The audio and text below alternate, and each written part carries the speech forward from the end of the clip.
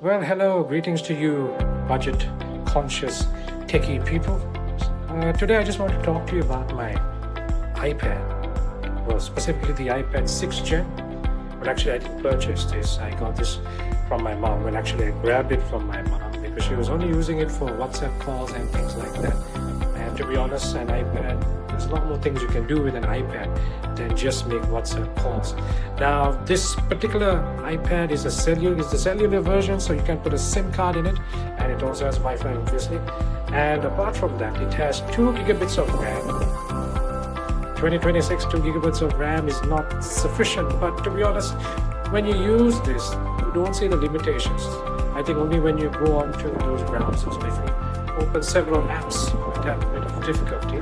And then, unfortunately, the storage memory is about 32 gigabytes. Again, that is not insufficient given the technological innovations of today. You need at least 128 gigabytes or even 256 gigabytes. I think the latest iPads have them.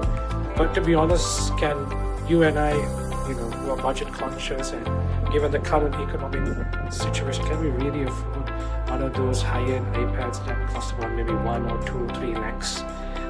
Not really. So I would suggest, if you're looking to get an iPad, try to get a second-hand one, or maybe one that is refurbished.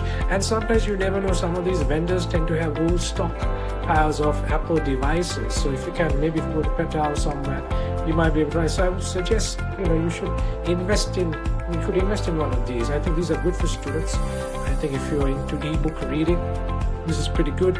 And the other advantage this has is you can use this along with your MacBooks and your iPhone. Now, you don't have to buy the latest and greatest MacBook and iPhone. Now, I personally have a early 2015 MacBook Air, which I again got from my cousin overseas, and I also have an iPhone 8 Plus. Now, all three of them talk to each other. Now, that's the advantage of Apple. They have a very good ecosystem, as they call it, where you can interconnect with your devices. So you could have all three, or maybe you could just have the MacBook and this, or you could just have this and the iPhone. It's up to you.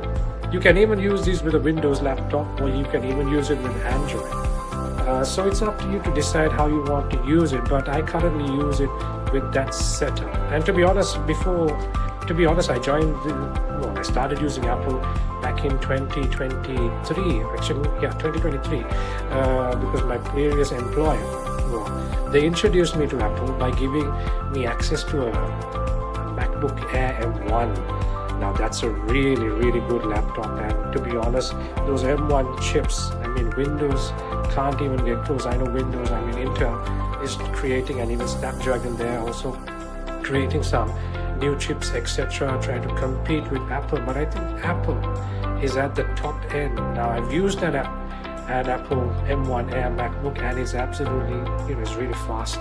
And the speakers, my word, I've not heard anything like that on Windows. And I'm being honest, I've used Windows for a very long time, and it's been a while since I've used Windows. I've never come across Apple. I've always thought Apple is very expensive. It is expensive, but now I think, for a budget, if you have sufficient funds, you can find some good deals on some of these devices.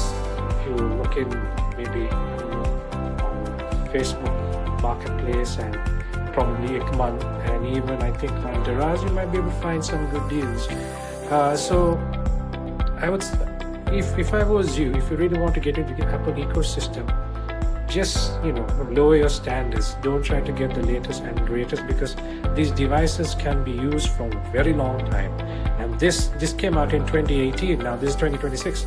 I'm still using it. Only issue would be the operating system, because you're not going to get those updates, unfortunately.